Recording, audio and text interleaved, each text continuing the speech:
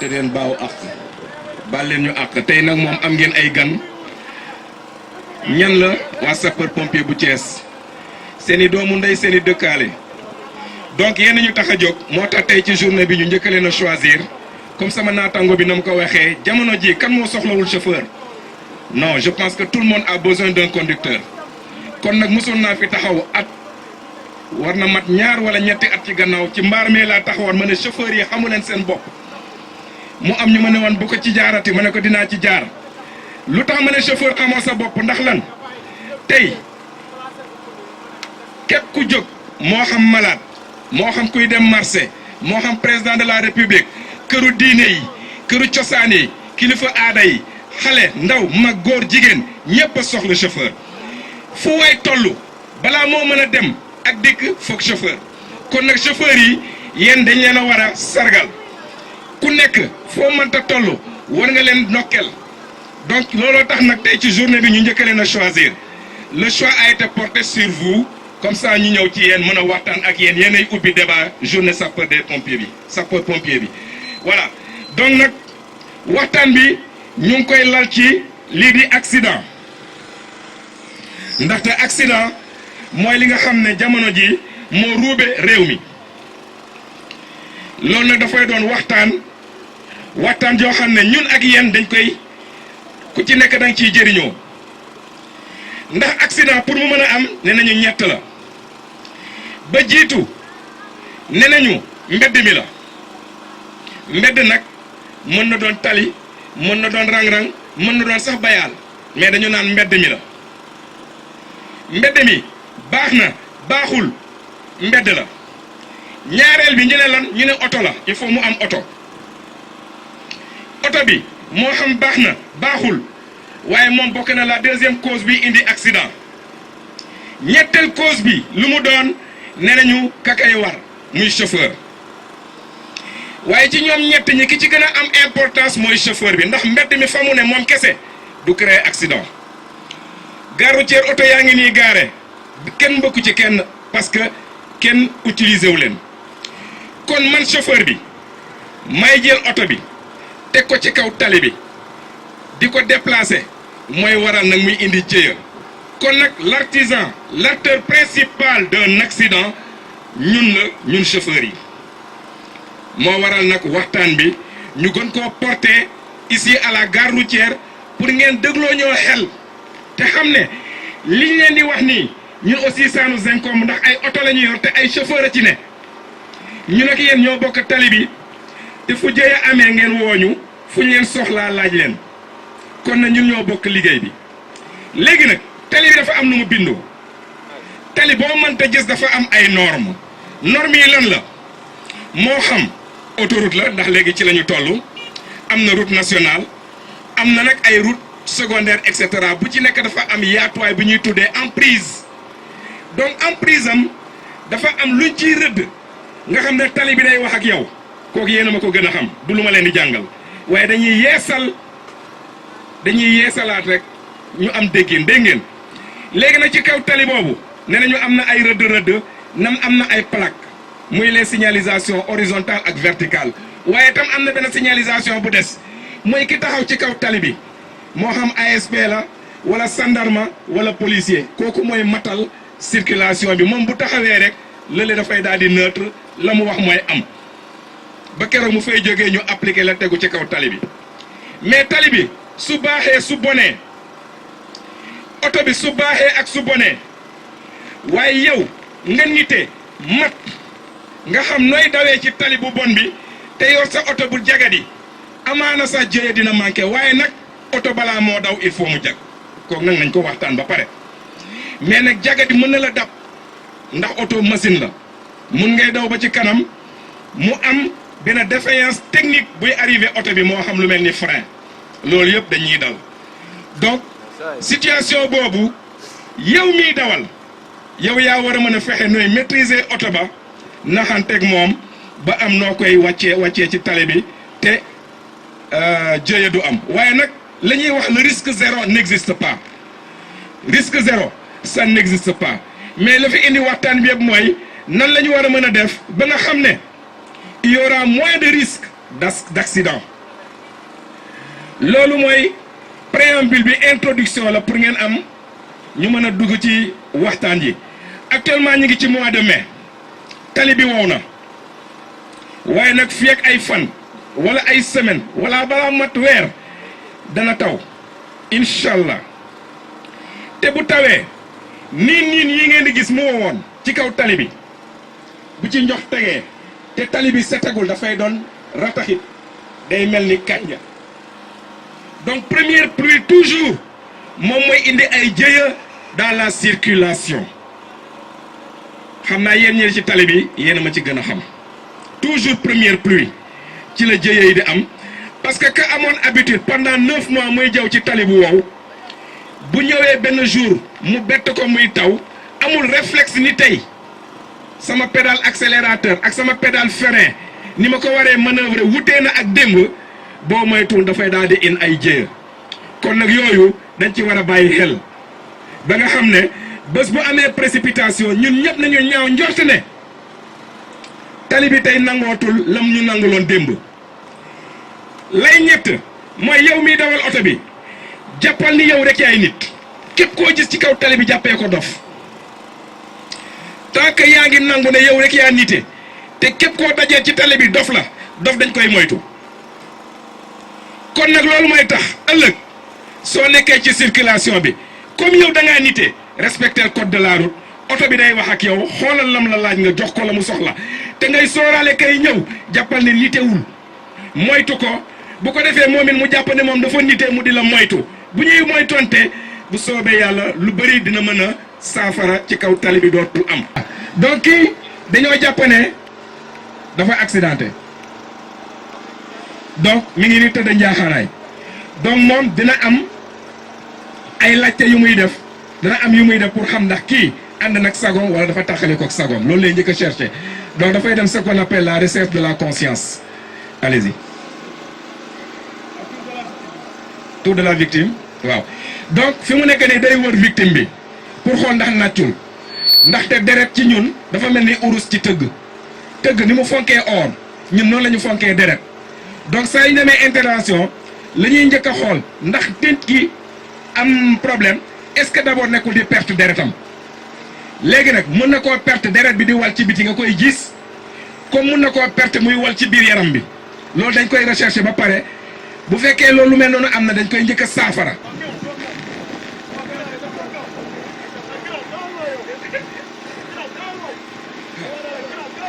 donc mu ngi koy laaj su koy laaj da koy lakkal kàllaama yu bëri mun na ko lakkal olof bambara joola séeréer lu ne la koy lakkal ba pare naan ko bësal samay loxo bu dee yaa ngi may dégg wala nga xippi say bët bu dee mënoo wax donc yooyu yëpp mu ngi ko ciy wax donc fu mu nekk nii victime bi mi ngi seere loxo yi di ko wan ni mënuma wax waaye sentir naa yëg naa ne ki am na ko may wàllu si donc ci kaw loolu lan lay def da koy daal di tëddal ñaaxanaay parce que kii ànd na ak sagoom voilà donc nee na dafay préparer victime bi mooy mango boobu ma leen waxoon donc moom day fekki mango bi ole mu déplacé ko mais da koy fekki fa mu ne moo waral muy jóg di bouger yu bëri yi voilà gis ngeen ko day jàpp tànk bi xëcc ko ba mu jub bu paree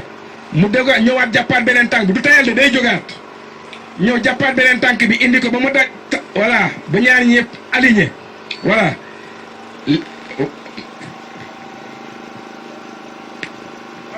léegi nag bu ko defee loxo yi mu def ko le long du corps mu jub voilà léegi nag mu ñëw ceinture bi bu dee takk na ceinture wala geño gi mu tekki ko mu yolom bu dee jigéen la nga jaarale sa loxo ci ginnaaw nga tekki soutien-gorge bi pour mu oyof deret bi mën a di circuler normal bu dee dafa takk cravate da ngay yolomal cravate bi bu fekkee dafa takk ay dàll yu am lacet da ngay tekki lacet jarul ngay génnee dàll bi da ngay tekki lacet bi rek yolomal ko pour deret bi mën a circuler normal bu ko defee nit kooku nga di ko xool ci diggante boobu nag ngay woo sapeur wax leen fa nga nekk la xew lan nga ko defal les mesures prises voilà ok joxaale ko sa numéro téléphone te balaa ngaa raccroché da nga ko naan ndax mën naa raccroché mu ne la waaw.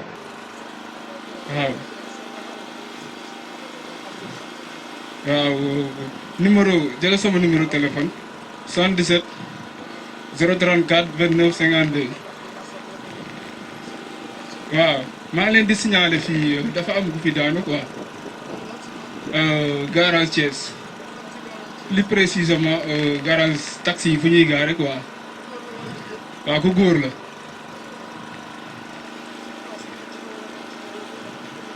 non najul amul benn blessure quoi waaw instant yi je l'ai mis en position de détente voilà il est conscient en même temps aussi quoi waaw.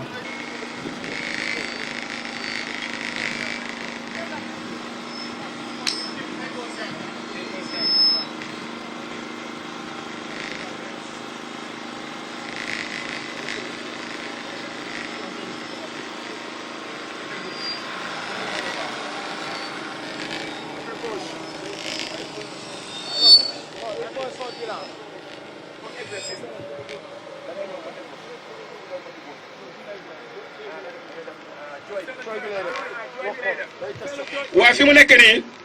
dafa njëkk di jóg ak wàcc di bàyyaale xelam ci lexam ndax waajaa ngi noyyi wala déet tàngoor noyyi bi ba pare di dégluwaale ndax dina dégg ay kuru parce que parfois mun na am ci choc bi mu amoon ko am ay bëñ ñu poncé kooku am fu mu aju day def benn bruit yaay comprendre wala deret bi nekk ci fond bi. voilà donc premier loxo bi daf koy teg nii lay def loxo bi dafa war a teen jàkkaarloog asamaan parce que loxo bi mooy doon tableau de bordam ci lay xool comme ni ngeen di dawalee oto di xool tableau de bord moom ci loxo victime bi lay xool mooy doon tableau de bordam aywa.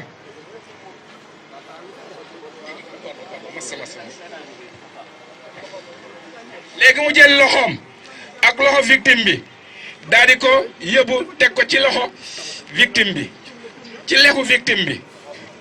ci nopp bi nopp côté gauche voilà après mu yëkkati oomu ndeyjoor ba da koy yëkkati mu doon benn genre clé après moom day reculer voilà day reculer parce que victime bi wala ko jagat-jagade gis nga fa mu fekk victime bi comme mango boobu ma leen waxoon fa la koy fekki daal di ko xëcc nànk def ko ci poosam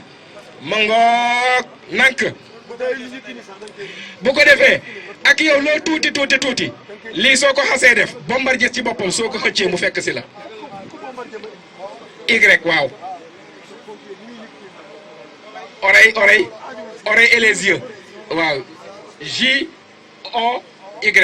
waaw jooy voilà jooy day jooy waaw ma ngoog après su paree il va retirer sa main day retirer loxoom nank dégg nga daal di ñëw jël tànku victime bi ubbi ko carrément pour mu am équilibre comme yéen ni ngeen di cliquer seeni oto yi bu paree mu delluwaat ci bopp bi defar ko ba nga xam ne waa ji bu fekkee nii mu tëddee amoon na deret gu nekk ci biir day fexe deret bi génn bala jàll ci biir wala mu doon yuut wala mu bëgg a woccu yooyu yëpp day mën a génn tranquillement te du ko teree noyyi ngelaw li dina jàll te du ko teree woccu du ko teree gàll du ko teree voilà léegi lii soo ko defee léegi da ngay toog di surveiller nit ki sa loxo ngay jël rek teg fii ci dënn bi di xool ndax ma ngay noyyi voilà di xool ndax ma ngay noxi ba keroog ambulance di egsi parce que su defee lii ba pare day daal di woote bu ko defee secours yi daal di ñëw ñoom tam bu ñu ñëwee ci position bi lañ koy jël teg ko ci brancard bi dugal ko ci oto bi voilà. Khoudia Ibrahima Mar maay commandé sapeur pompier bu Thiès bu Ngaye Mékhé bu Tivaouane bu Xombol ak bu Thiénaba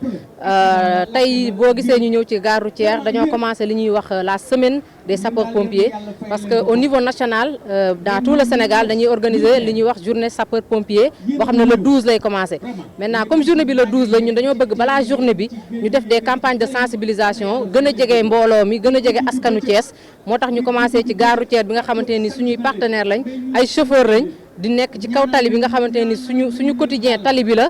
donc moo tax ñu ñëw def sensibilisation bi wax dëgg yàlla ñoom aussi ñu accueillir ñu déglu ñu def fi ay démonstration yu am importance buñ fi jógee dañuy dem ci lycée yi dinañ dem ci marché yi donc tey ba àllarba ci loolu mooy nekk suñuy activité alxames incha allah ñu ubbi suñuy porte wax sénégalais yëpp mais particulièrement la population de Thiès ñu ñëw biir camp ba xool ni ñuy liggéeyee gis suñu matériel gis lan mooy suñu quotidien chaque jour li ñuy def aljuma ñu noppaliku ji dem julli ji juma samedi incha allah ñoom ñu ñëwaat ci biir camp ba ànd ak ñun ñu def ce qu'on appelle une randonnée pédestre de 5 kilomètres. étape bu njëkk bi ngeen amal ko ci garage bu Thiès dafa mel ni sapeur moom ku ko wax digganteem ak tali bi. waaw ñun dañoo yàgg ak waa garage yi dañoo yàgg ak chauffeur si parce que ñun mën nañ ne bu ñu génnee bu dul lakk souvent accident de la circulation routière lañ donc ñun li taxoon ñu jël suñu première journée bi jagleel ko suñu papa yeeg suñu nijaay yi nga xam ne ñoo nekk ci garage bi c'est une manière de leur montrer que ñun ak ñoom ñooy liggéey mënuñu dem sans ñoom ñoom it mënuñu dem sans ñun li ko sama benn collègue waxee léegi rek ñun buñ sañoon dañu xëy dinaa attaaya ba ngoon maanaam buñ sañoon accident du am waaye nag comme déplacement day am te moyens yi mën nañoo am ay jafe-jafe dañuy ñëw woon leen naka la ñuy moytoo jafe-jafe yooyu parce que ci phase bi ñuy def nii moo ëpp importance comme ni ko olof di waxee fagaru moo gën faju li ñuy def mooy prévention maanaam ñun bëgguñu xaar rek ba jéeya am ñu door a wàcc sur le terrain on va anticiper won leen carrément naka la ñuy moytoo jéeya tout en sachant que nag ne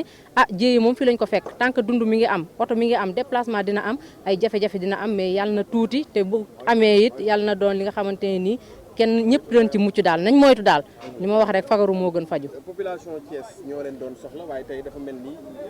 yéen a soxla population. waaw tey nag damay tendance waa Thiès parce que waa Dakar dañ maa menacé na ma ñoom ñoo ñuy daaneel mais leen Thiès duñ ñu daaneel parce que Thiès xam nañ ne sapeur ñoom lañ fi nekkal donc comme ñoom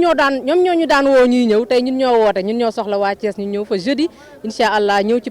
journée porte ouverte bi xool ni ñuy liggéeyee xam lan mooy suñuy moyen buñ bëggee sax xam lan mooy suñuy jafe-jafe maanaam porte bi daal dañ koy ubbi grandement incha allah la alxames dañuy defaale aussi don de sang parce que gis nañ ne banque de sang yi dafa am problème te comme ñun dañuy liggéey ci ak accident xam nañ ne boo yóbboo souvent nit mu soxla deret jafe-jafe yi mi ngi commencé am temps yi donc dañuy defaale don de sang ñu ngi ñaan ñëpp ñu ñëw assister journée boobu noonu bu alxamesee ñu ñëw joxe un tout petit peu de non sang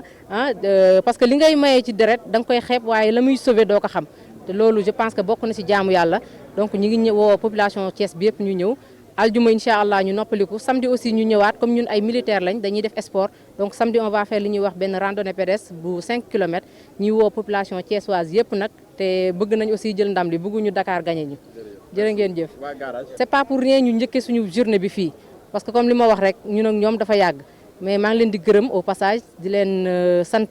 di leen ñaanal yàlla di wax ñoom aussi ñu ñaanal ñu yàlla parce que ñun soxla nañ loolu waaye ñoom it soxla nañ ko parce que oto moom boo ci xasee dugg rek sa départ nga xam waaye ku départ ku ne yàlla na nga arrivé donc maa ngi ñaanal yàlla sama papa yu mu fekk accueil bi wax dëgg yàlla ñu jël seen temps may ñu ko déglu ñu te xam nañ ne li ñu leen jox di leen ko jëfee donc ñun ñi ngi sant yàlla bu baax di leen ñaanal yàlla guddal seen fan jërë ngeen jëf. da ñuy fàttali tur bi rek. ci Yacine Diop mooy sama tur ñu gën maa xam ci Pape Diop. yow yaa jiite. maay président regroupement régional bu Thiès. tey campagne de sensibilisation bi waa sapeur def ñu njëkkee ko ginnaaw ay journée yoo xam ne ñu ngi koy waajal fii ci garage bu Thiès naka ngeen ko jàngatee. kontaan ndax buñ ma ko waxee ba léegi nii tey sax li ma wax léegi chauffeur yu bari seen tour dafa jot a ñu yàpp mais doon na ëpp lii ndax doon nañ ko prévoir mais nag ginnaaw client yi dañoo taxaw boo bu ñu yóbbu dañu naan dañoo gerew moo tax chauffeur yu bari yëpp dem loolu andi loon mais dañ ciy kontaan di ko ñaan yàlla moom mii ndam li muy wax yàlla na ko yàlla defal ndam lu ëpp loolu. fi colonel bi ne colonel bi passé fay moom mu passé fii di ko ñaanal yàlla di ñaanal yàlla di waxee ay seeni kilifa ñu gën leen wutal ay moyens sapeur nañ leen gën a jox ay moyens manqué nañu moyens ñoom ñi xam nañu mooy ñi bëgg na seen kilifa dimbali ñun loolu lañu président regroupement yi transporteurs yi ñëpp loolu la ñuy ñaan sapeur Thiès bii macha allah bu teewoon amaguñu benn problème boo xam ni wax nañ ko ak ñoom ci saafaruñu ko. même dañ daa am problème fii pénali dañ daa am xale dafa saw dañ da laa woo ñu ko raxasal lépp moom ñu mësaa woo vraiment ñu ko defal ànd bi yàgg na comme ni mu waxee yàlla na gën a yàgg yàlla def ko jàmm. soxla nañ leen xëy na yéen a ngi waajal bés bi. waaw moom incha allah li mu wax lépp incha allah ba dañ ñëw ba xam ne gis nañ ko dañ ñëw ba xam ni garage ñëw nañu incha allah ndax dañu bëgg mu jël numéro 1 waaw ci kanam incha allah.